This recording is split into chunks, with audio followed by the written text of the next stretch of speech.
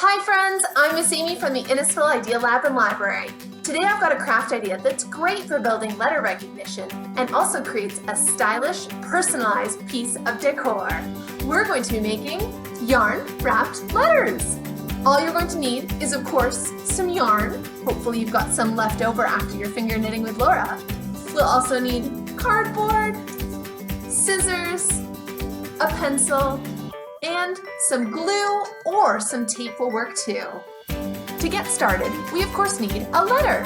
On a piece of cardboard, draw out in block letters whatever letter you'd like to wrap. I'm going to do an I for Innisfil Idea Lab. Write out the letter, making it whatever size you'd like.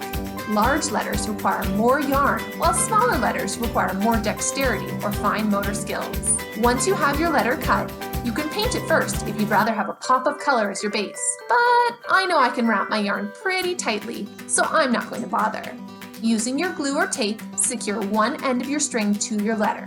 It's easiest if you wrap your yarn in one direction, so think about the best place to start on your letter. Then start wrapping.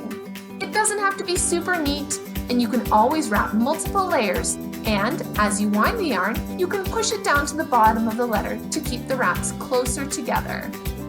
In my example letter, I used just one type of yarn, but you can use as many different colors, patterns, or textures as you'd like.